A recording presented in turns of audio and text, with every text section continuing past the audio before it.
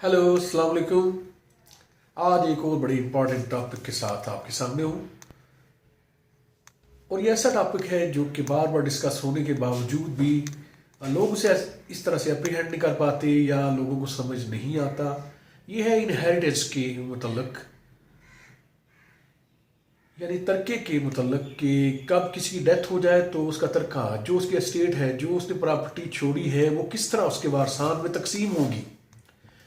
तो इसमें जो एक मुस्लिम फैमिली लॉज ऑर्डिनेंस 1961 का सेक्शन 4 है, जो कि दादा की वफात के बाद उसके उन पोती पोतों को भी विरासत में शरीक डिक्लेयर करता है जिस बेटे की वफात दादा से पहले हो चुकी हो, यानी प्री डिसीज्ड सन। इस्लामिक लॉ तो ये है कि अगर दादा की वफात से पहले उसके किसी एक बेटे या बेटी की वफात हो चुकी हो तो दादा की वफात के बाद उसके तरके में, उसकी एस्टेट, उसकी प्रॉपर्टी में उस प्री डिसीज्ड सन के बेटे या बेटी को कोई तरका नहीं मिलेगा। लेकिन 1961 में इससे डिफरेंट बात की गई है। उसमें वाज़ेह तौर पे ये इनेक्टमेंट है, ये एनफोर्स किया गया है कि ऐसे पोते और पोती को भी जायदाद मिलेगी।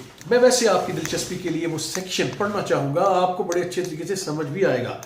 Muslim Family Laws Ordinance 1961, Section 4, Succession.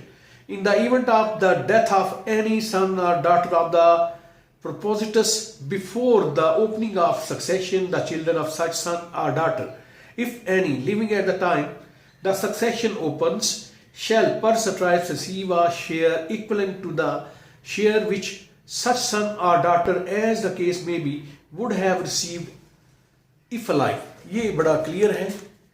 तो जब ये इनेक्टमेंट हुई, जब ये लॉ एनफोर्स हुए, तो उस वक्त भी बाज़ हल्कों ने इस बुनियाद पे से इसकी बड़ी मुखालफत की कि जब वाज़ेह तौर पे कुरान पाक में आ चुका है कि दादे की वफात के वक्त अगर उसका बेटा दादा की वफात से पहले वफात पा चुका है तो उस बेटे की औलाद, बेटी या बेटे को दादे की एस्टेट, दादा की प्रॉपर्टी से कोई हिस्सा नहीं मिलेगा। लेकिन इसमें क्लियर कर दिया गया है और इसकी जो राशनेल जो इसमें बयान की गई है कि उस यतीम पोते और पोती को हिस्सादार ठहराने में उनकी जो मिजरीज हैं उनको कम करने की, ख़त्म करने की कोशिश की गई है, ताकि उसमें उस पोते और पोती का तो कोई कसूर नहीं कि उनका बाप दादे की वफात से पहले डेथ हो गई है या उसकी वफात हो गई है। तो ये 1961 से ये कानून चलता आ रहा है। अब आप ये जहन में रखें कि अगर दादा की वफात के वक्त अगर उसका कोई बेटा बेटी दादा की वफात से पहले भी वफात पा चुके हों तो दादा के उन पोतों और पोतियों को भी दादा की एस्टेट प्रॉपर्टी से हिस्सा तरका मिलेगा। जबकि ज़ाहिर है कुरान पाक में तो इससे मुख्तलिफ आया है। कुरान पाक में इस तरह है कि अगर दादा की वफात से पहले उसका कोई सन, बेटा, बेटी, सन या डॉटर, बेटा या बेटी उससे पहले वफात पा चुके हैं तो उन पोती पोतियों यानी यतीम बेटे की औलाद को हिस्सा नहीं मिलेगा। लेकिन उसके साथ ये भी है कि एहसान किया जाए उन पे, यानी कोई फिक्स नहीं किया गया। ये तो शरा की कोई ऐसी हिकमत हो सकती है कि ये भी हुक्म दिया गया है कि ऐसे पोती पोतों, यतीम पोती पोतों पर एहसान को मलूज़ खातर रखा जाए, उनको भी कुछ हिस्सा दिया जाए। लेकिन ये हिकमत जो भी शरा की है कि स्पेसिफाइड एग्जैक्टली उनका हिस्सा क्यों नहीं किया गया। लेकिन 1961 जबकि अयूब खान का दौर था तो उस दौर में ये इनेक्टमेंट हुई। उस दौर में लोगों ने या सिविल सोसाइटी, NGOs ने बड़ा इसमें प्रोटेस्ट किया कि दादा यतीम पोते पोती का क्या कसूर है, इसलिए बाकायदा कानून बनाया जाए कि उन्हें भी हिस्सा मिले। और उसके बाद मुस्लिम फैमिली लॉज ऑर्डिनेंस आया जिसका सेक्शन 4 बड़ा क्लियर है। और उसके बाद क्या हुआ, ये चैलेंज हुआ ये कानून कि अगेंस्ट द इस्लाम है। तो फेडरल शियत कोर्ट ने के पास काफ़ी अरसे तक ये केस पेंडिंग रहा और PLD 2000 FSC पेज 1 के मुताबिक उसने डिक्लेयर कर दिया कि सेक्शन 4 अन इस्लामिक है, इसकी कोई इसका कोई ऑपरेशन नहीं होगा, ये इम्प्लीमेंट नहीं होगा। लेकिन उसके बाद ये हुआ कि सन 2000 का ये फैसला सुप्रीम कोर्ट में चैलेंज कर दिया गया गवर्नमेंट की तरफ से।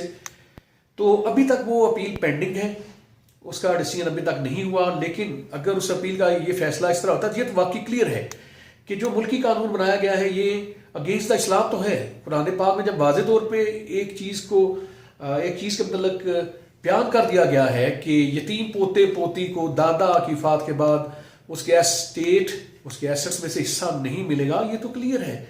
तो अब मुल्की कानून उससे डेफिनेटली डिफरेंट है और उसी पे अमल दरामद भी हो रहा है। तो ये तो एक चीज़ थी कि जो मैंने बयान की। अब इसमें एक चीज़ और भी ज़रा मद्देनज़र रखें कि जो ये सेक्शन 4 है ये सिर्फ यतीम पोते पोती यानी को हकदार करार देता है दादा की प्रॉपर्टी का, दादा के एसेट्स का, लेकिन उसकी बेवा को हकदार करार नहीं देता, या बेवा को करार नहीं देता, या अगर बेटी थी उस दादा की तो उसके हस्बैंड को भी किसी तरह के शेयर्स का हिस्सेदार नहीं करार दिया गया। सिर्फ बेटा, यतीम बेटा और बेटी सक्सीड करेंगे, इनहेरिट करेंगे, उन्हें तरके में से उसी शरह से, उसी निस्बत से, उसी परसेंटेज से हिस्सा मिलेगा जैसे कि उनका बाप जिंदा हो। और इसमें और भी एक बड़ी दिलचस्प बात है कि 61 से पहले इस्लामिक लॉ ही प्रिवेल करता था, तो उस वक्त यतीम पोते पोती को कोई हिस्सा नहीं मिलता था। जब ये 61 का कानून बन गया तो उसके बाद भी कोर्ट्स में लोग आए कि जी बेशक इससे पहले ऐसे होता रहा, अब ये कानून आ गया है तो जो इस कानून से पहले होता रहा है उसको उसके मुताबिक भी यतीम पोते पोती को हिस्सादार होने का, हिस्सा देने का डिक्लेयर किया जाए। लेकिन कोर्ट ने डिक्लेयर किया कि जो 61 का लॉ है ये इसका इम्पैक्ट रेट्रोस्पेक्टिव नहीं है, प्रॉस्पेक्ट है, यानी 61 के लॉ के बाद ये अप्लाई करेगा, ये उससे पहले जो कुछ हो चुका है उस पर अप्लाई नहीं करेगा। तो ये तो सारा कुछ क्वेश्चंस आपके जहन में अगर आ रहे हो तो वो कमेंट्स में आप कमेंट्स कर सकते हैं, मैं उनको मजीद एलेबरेट करूंगा। तो दो मुख्तलिफ नुक्ता नज़र हैं जो कि कहते हैं कि मुल्की कानून ठीक है और मुल्की कानून apparently against the injunction of Islam तो है। तो अब लेट्स सी कि सुप्रीम कोर्ट क्या फैसला करती है इसके मतलब। फिर वो फैसले की इम्प्लीमेंटेशन प्रॉस्पेक्टिव भी होगी। ये नहीं हो सकता कि सुप्रीम कोर्ट डिक्लेयर करे अब 2020 हो गया और 2000 एफएससी फेडरल शियर कोर्ट के फैसले के बाद से ये पेंडिंग है इशू, तो सुप्रीम कोर्ट ये डिक्लेयर करे कि जितना रेट्रोस्पेक्टिवली इसकी एप्लीकेशन होगी तो प्रॉस्पेक्टिस ही होगी, उसके बाद की हद तक होगा। तो ये सामईन नाज़रीन ये सारी एक ऐसी इंपॉर्टेंट चीज़ थी। अब आप ये याद रख लें कि मुस्लिम फैमिली लॉज ऑर्डिनेंस 1961 के मुताबिक यतीम पोते पोती को भी दादा के तरका में उसी तरह हिस्सा मिलेगा जैसे कि उनका बाप उस वक्त जिंदा था। तो एंड पे जाहिर है कि कुछ चीज़ें वही एक बात आपको यानी पॉइंट आउट की जाती है कि ऐसी वीडियोस को अगर आप लाइक करें या ये हेल्पफुल हैं या ये नॉलेजेबल हैं आपके लिए तो सब्सक्राइब ज़रूर कीजिए। जो भी मेरी वीडियोस हैं ये मुख्तलिफ है, ये लॉ टॉपिक्स पे मेनली हैं, लेकिन बाज़ बात दूसरे टॉपिक्स भी होते हैं जो कि लाइटली चलते हैं, तो वो तो चलते रहेंगे क्योंकि बहुत से लोग उस तरह के टॉपिक्स भी लाइक करते हैं।